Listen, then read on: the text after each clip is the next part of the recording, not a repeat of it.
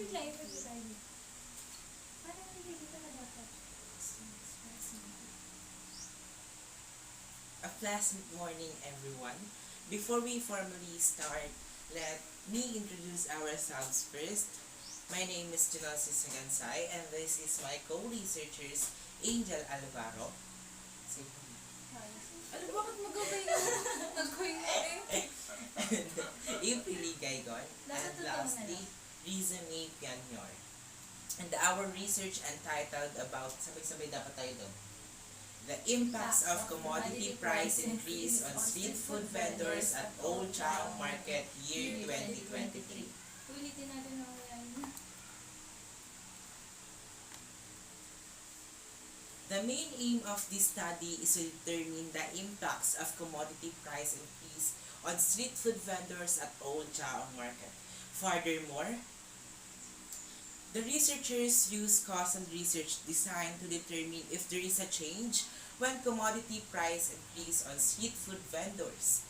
And survey questionnaires are the primary source of the research, and 55 respondents were chosen to be part of this study using purposive sampling, which was used to determine if they are one who sells food at Old Chao Market.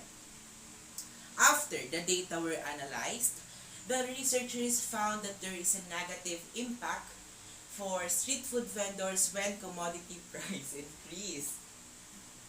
And because their income and customers decrease, and because of that, they use good quality to sell as their strategy to mitigate the impacts of commodity price.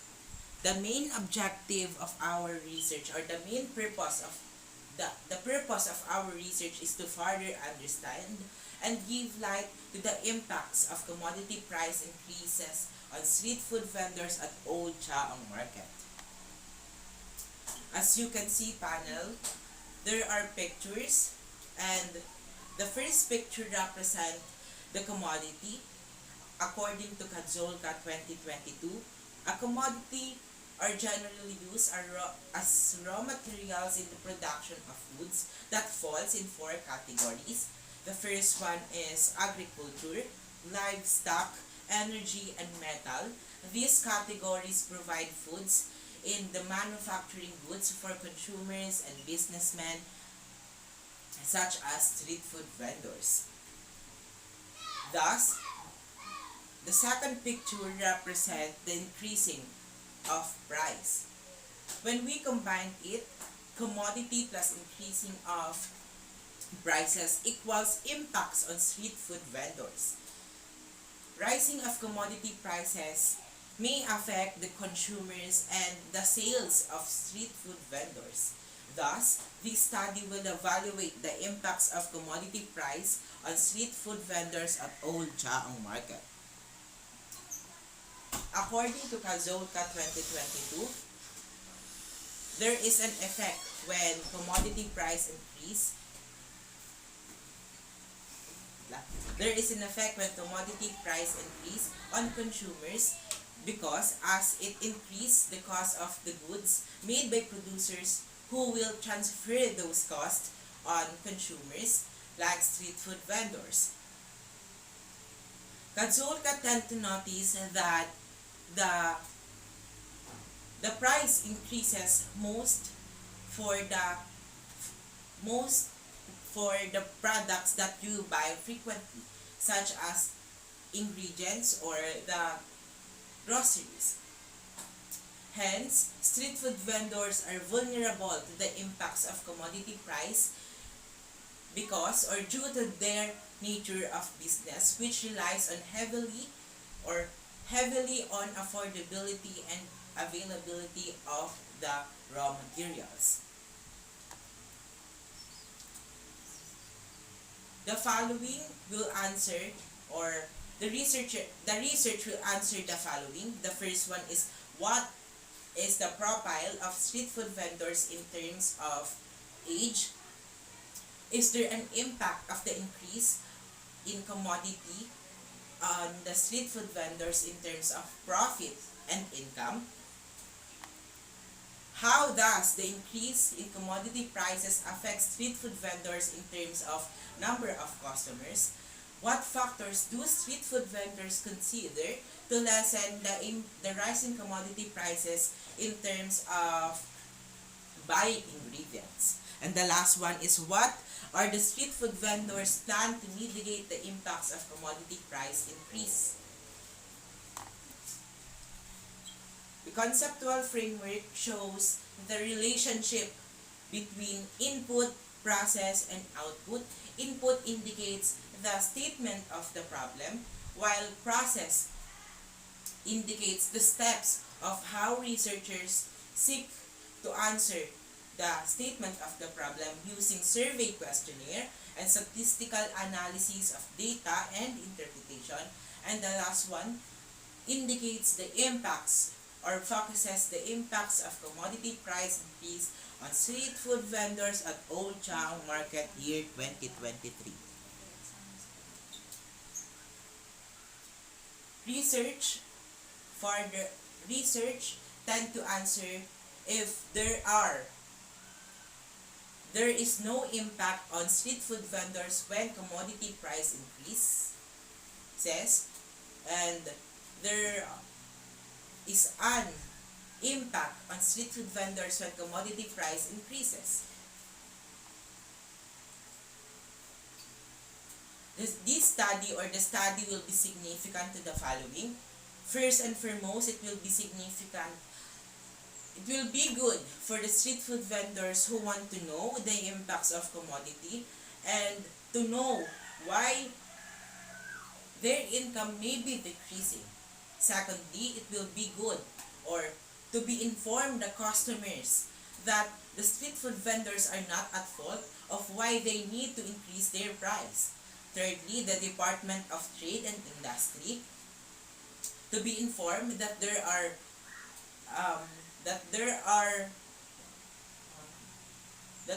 problems with street food vendors when commodity price increase. And lastly, it be good for future researchers as used as references. This study focuses on the impacts of commodity price increase on street food vendors at Old Chaong Market. Survey questionnaire was given to the respondents, to the 55 respondents using purposive sampling to determine if they are one who sells food at Old Chaong Market. Those street food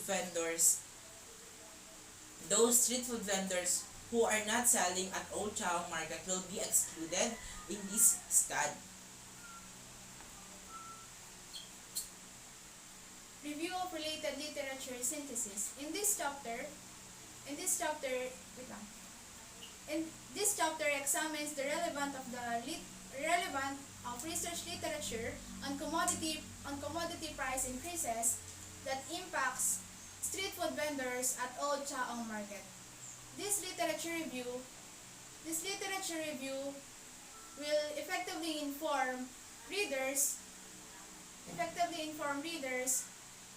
including all ideas, finished thesis, published books, and selected articles, both local and international. Those studies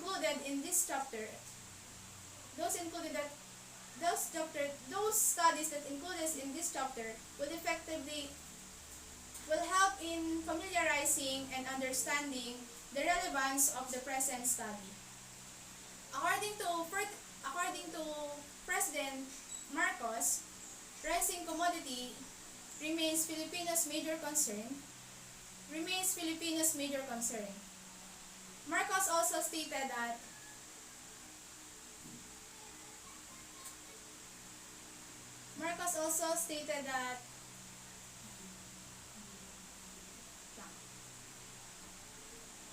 Marcos also said on March 31, 2023, as he vowed to increase people's access on increasing commodities, we must also focus on improving agricultural sectors and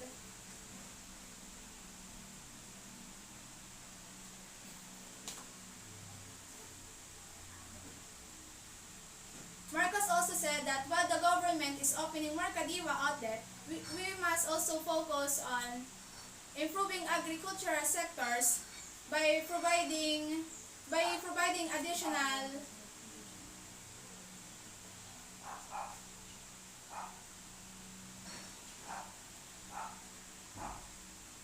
agricultural productivity and reducing the country's reliance on imports. Wait lang. To stabilize the prices of basic goods. We all know that at this present, that is the problem that our country is facing right now. This became a problem since then we have been dependent on the importation, and agricultural sector had been neglected. That's why farmers has lesser crops. According to Lilith 2023, consumers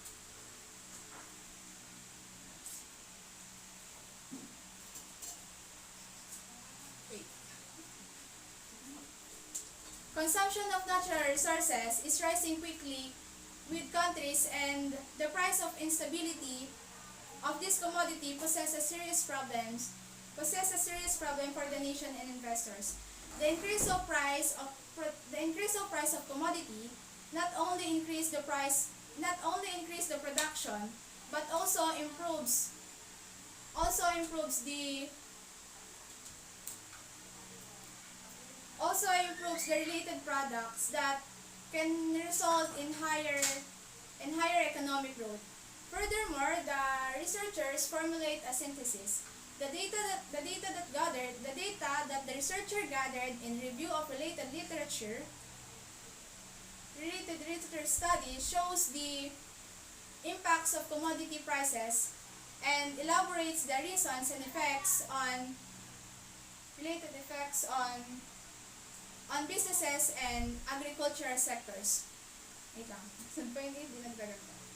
The degree of supply and demand has a direct impact on the capacity of commodity prices to rise, which could result in inflation.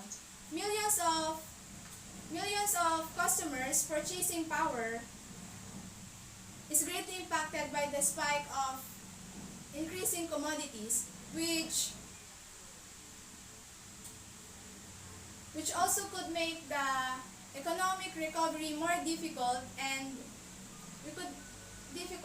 because it increased their costs and purchased them to look for alternative goods and lower cost goods and services. Research methodology.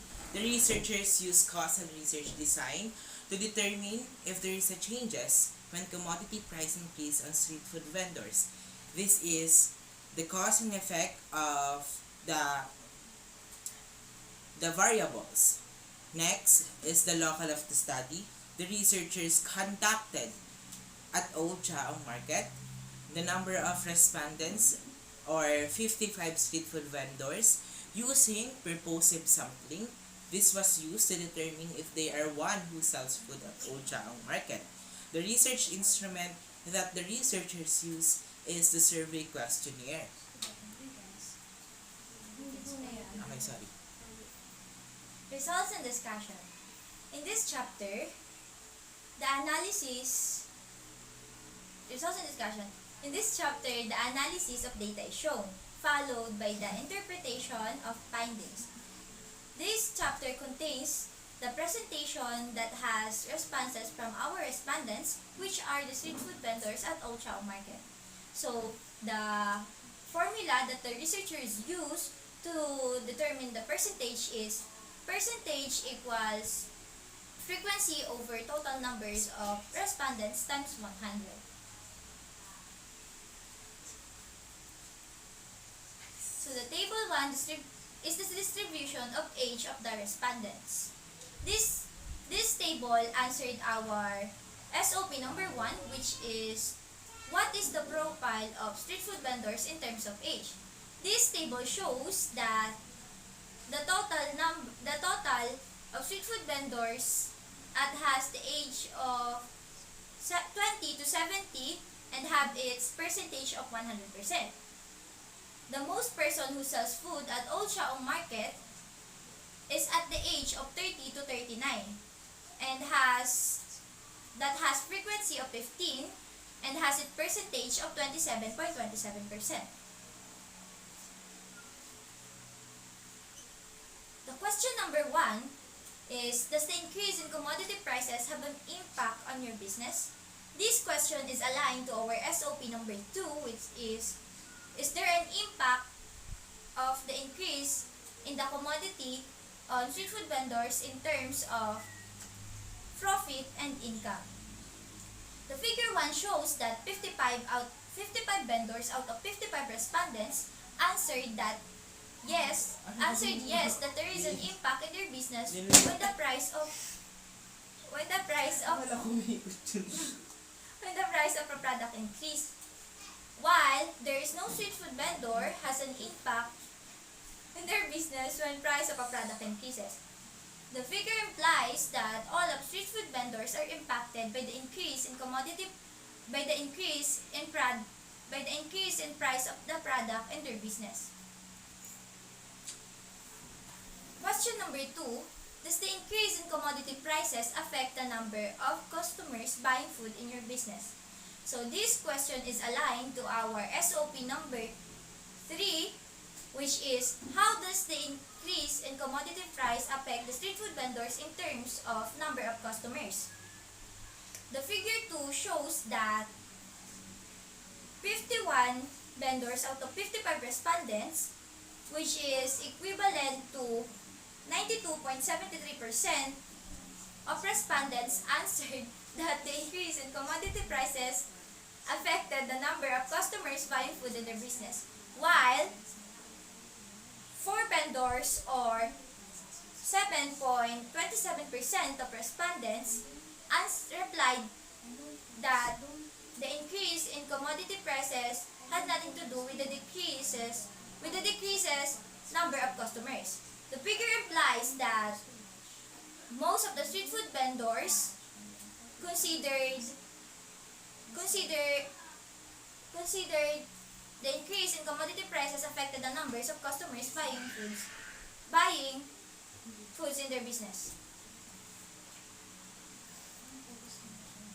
Question number 3, does the increase in commodity prices affect your income? This question is aligned to our SOP number 2, which is there an impact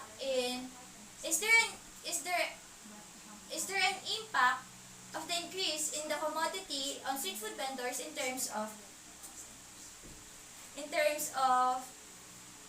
profit and income? The figure number 3 shows that 50 vendors out of 55 respondents, which is equivalent to 90.91% respondents, answered that the increase in commodity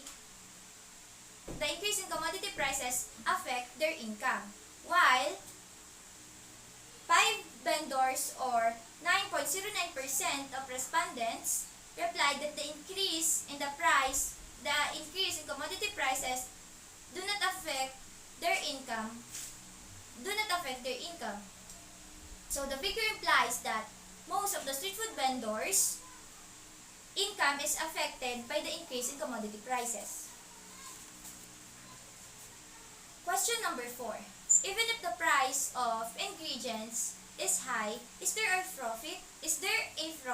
Or is the capital just returning? This question is also aligned to our SOP number 2. And the figure 4 shows that 46 vendors out of 55 respondents, which is equivalent to 83.63% of respondents, answered that despite that they were still profitable despite of the increased cost of the ingredients, while 9 vendors or 16.36% of respondents replied that their capital is just returning. So the figure implies that most of the street food vendors making a profit even though the price of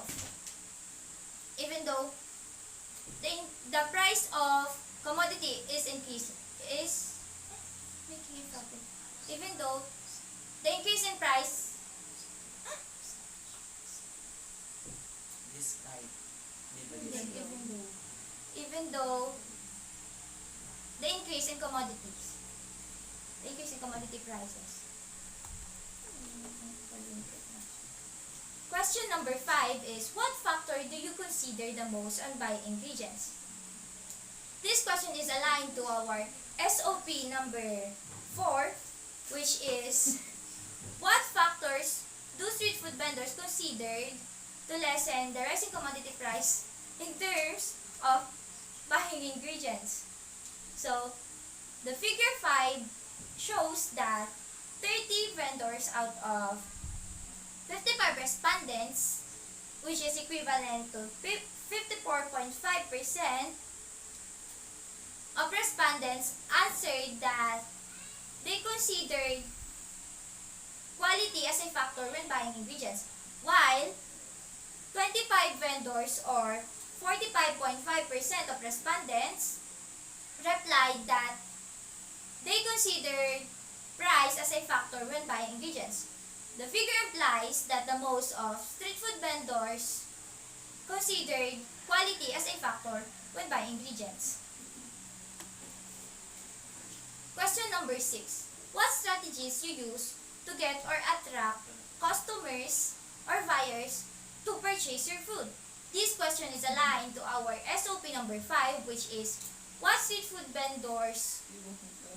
are street food vendors' plan to mitigate the impacts of commodity price increase?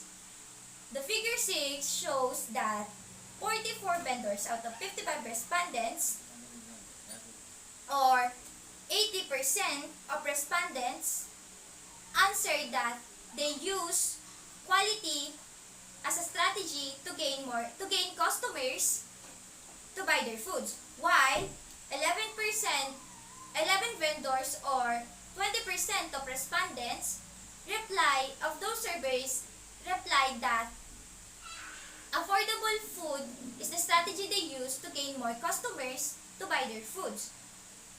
The figure implies that most of the street food vendors considered quality food as their strategy to gain more customers. After the data were analyzed, the researchers come to the following findings. Statement of the problem number 1. What's the profile of the street food vendors in terms of age? According to the data gathered revealed that most of the street food vendors are aged between 30 to 39 who sell foods at the Old Chao Market. Statement of the problem number 2. According to the data gathered, 55. Statement of the problem number 2. Is there an impact of the increase in the commodity on street food vendors in terms of profit and income? The commodity price increase impacts the street food vendors with a percentage of 100%. According to the data gathered, 55 out of 55 street food vendors were impacted by the increase in commodity price. The result shows that commodity price increase also impacts the profit of street food vendors. 46 out of 55 street food vendors are still profitable despite of the increase in commodity price, and 9 street food vendors out of 55 are just returning their capital. Furthermore, 50 street food vendors out of 55 said that their income was impacted by the increase of commodity, and 5 street food vendors out of 55 were quite not. Statement of the problem number 3. How does the increase in commodity price affects the street food vendors in terms of number of customers? According to the data gathered, 51 out of 55 street food vendors answered that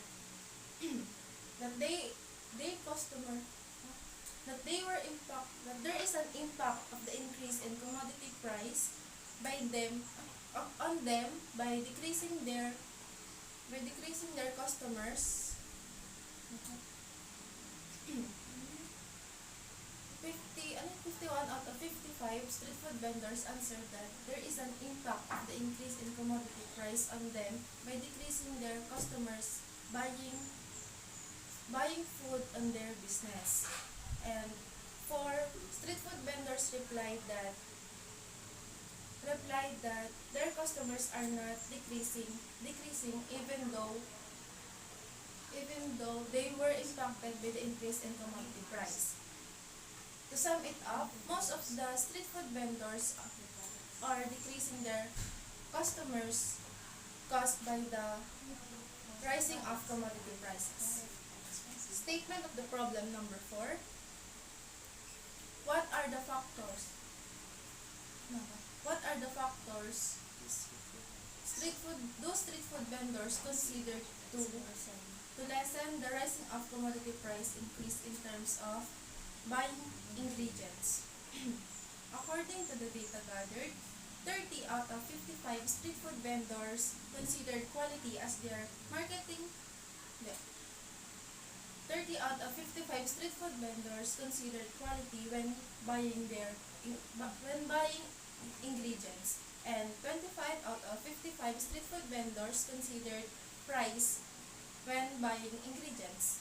To sum it up, most of the street food vendors considered quality when buying ingredients in their business. Statement of the problem number 5. What are the street food vendors' plan to mitigate the impact of commodity price increase?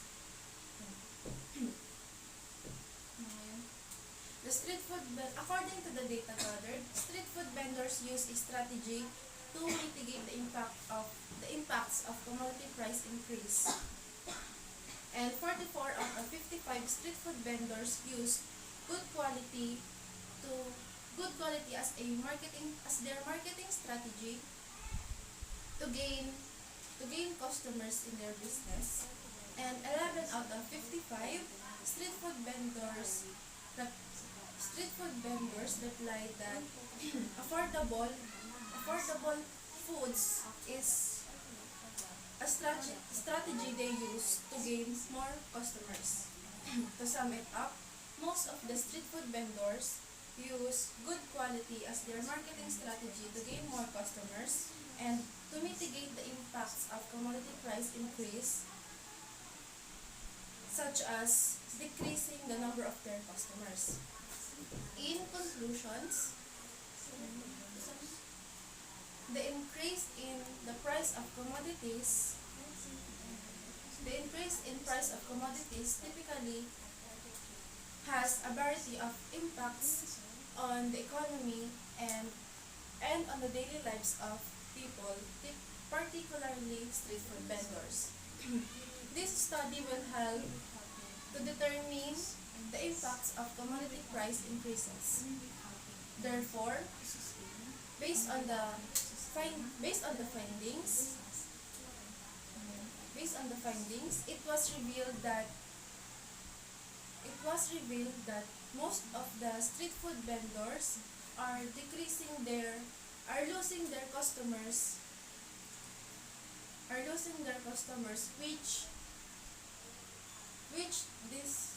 which decreases their income.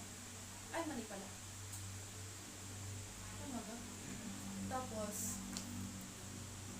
mali. Baka nga. Tama. The researchers conclude that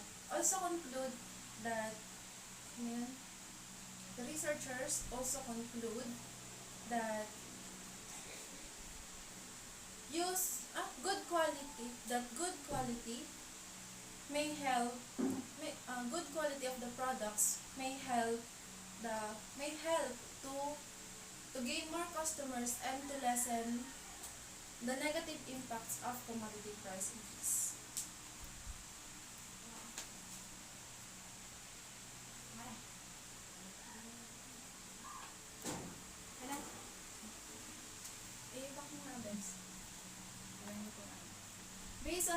Based on the conclusion, the researchers the researchers arrive at the following recommendation. First, it is recommended at street food vendors. Street food vendors must try to buy ingredients in a bulk for you to be negotiate better prices with suppliers. Second, and do not focus too much on imported branded names of the products. Try to look for the products that are not quite expensive but have quality. Secondly, it is recommended for customers. Customers must support micro enterprises like street food vendors by choosing to eat at their establishments instead at large chain restaurants. By doing so, you may help to sustain the livelihood of the business that are impacted in increase of price.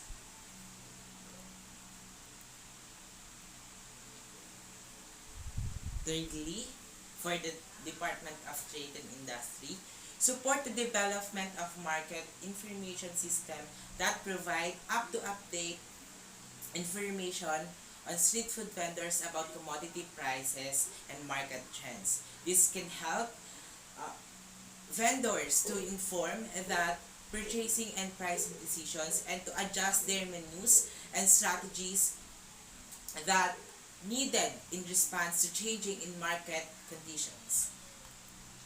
And of course, lastly, for the future researchers, use every information and results of the study professionally. Be the best analyst that provides right, correct informations, that data of your research. And lastly, future researchers can further study the impacts of commodity price increase on the street food vendors. And panelists, these are the references of our study. Thank you. Now, we are open to your questions, recommendations, and anything else. Subukan ka magtanong sa inyo. Lang yan. Ano yan? Mga own opinion?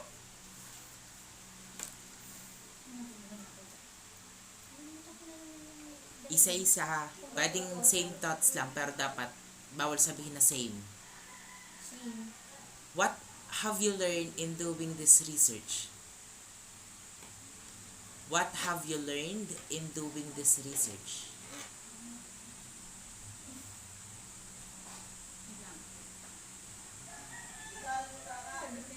Kaya nga, Go. pwede Tagalog. Yung Tagalog, pwede. We learn in this research na natutunan Okay. dito sa research, sa study na to na hindi kasalanan ng mga vendors ang pagtaas ng presyo. Kaya hindi natin sila dapat sisihin o hindi dapat tayong magalit sa kanila kapag tayo ay bumibili ng mahal na products. Okay. Wait lang.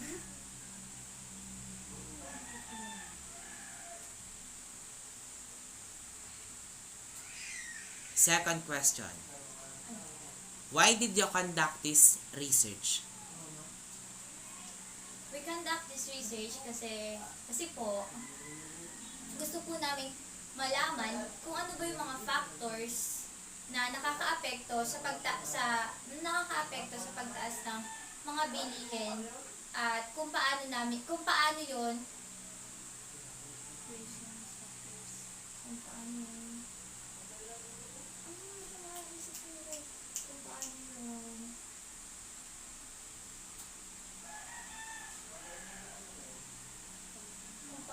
malalampasan? Ulit nga, sagot mo ay what para malaman ang? Factors. Bakit hindi ang title mo ay factors? Bakit impact?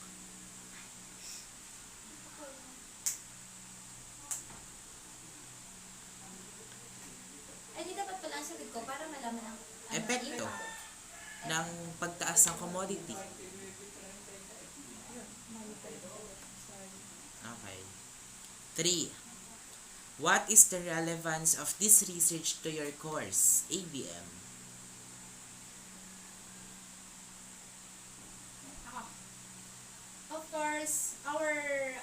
course, our topic is all about business. That's why we conduct this study para malaman yung impact ng commodity prices, especially sa mga street food vendors. Meron ba? Relevance nga yung kahalagahan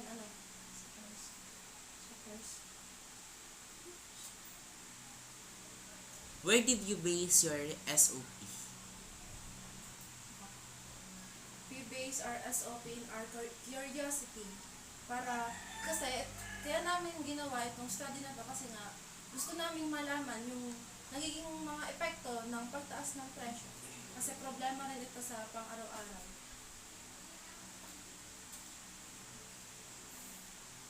What is your hypothesis? Our hypothesis is,